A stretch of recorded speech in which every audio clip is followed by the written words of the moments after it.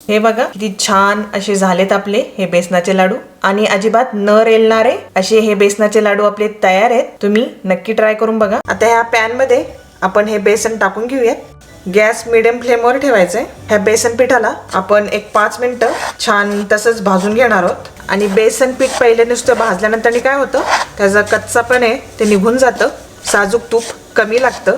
5 मिनिटं झालेली आहेत. आपण हे बेसनाचं पीठ जे आहे ते छान भाजून घेतलेलं आहे. हलकासा त्याचा कलर सुद्धा चेंज झालेला आहे. आता ह्याच्यामध्ये हे साजूक तूप टाकून घेऊयात.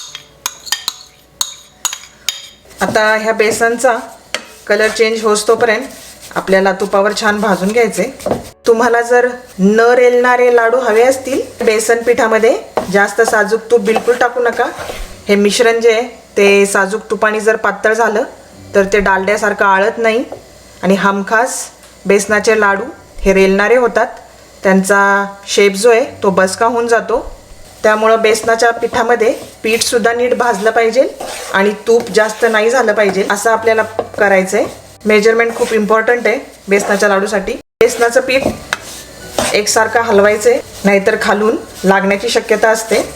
खूप छान खमंग असा वास येतोय या बेसन पिठाचा.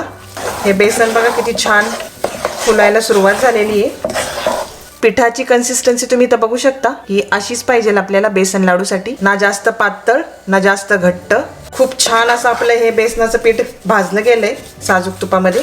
एकदम छान कलर पण आलाय. बेसन पिठाला आपण बाउलमध्ये काढून घेऊयात. 30 मिनिटासाठी बाजूला ठेवून देऊयात. 30 मिनिटं झालेली आहेत. हे बेसनाचं मिश्रण छान थंड झालेलं आहे. आपण ह्या मोठ्या बाउलमध्ये टाकून घेऊयात. आता ह्या बेसनाच्या पिठामध्ये आपण ही भुरा साखर आहे ती टाकून घेऊयात. आता ही साखर आपण ह्या बेसन पिठामध्ये छान मिक्स करून घेऊयात. हे साखरेचं प्रमाण तुम्ही तुमच्या आवडीनुसार, म्हणजे तुम्हाला गोड जसं हवंय त्यानुसार कमी जास्त करू शकता.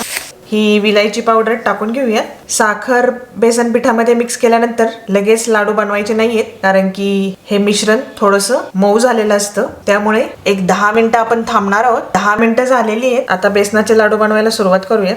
हे मनुका इथं लावून घेतली, मग हे पिस्त्याचे काप लावून घेतले आपण इकडे. बेसनाचा लाडूचं तुम्ही टेक्स्चर इथं बघू शकता. बघा किती छान दिसतोय.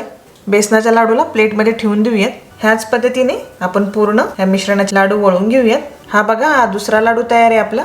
आपले हे बेसनाचे लाडू तयार आहेत. तुम्ही हे बेसनाचे लाडू इथे बघू शकता. बघा किती छान दिसत आहेत. तुम्ही जर अचूक प्रमाण घेतलं तर हे बेसनाचे लाडू खूप छान होतात. हे बेसनाच्या लाडूचं टेक्स्चर मी तुम्हाला दाखवते. आणि अजिबात न रेलणारे असे हे बेसनाचे लाडू आपले तयार आहेत. तुम्ही नक्की ट्राय करून बघा.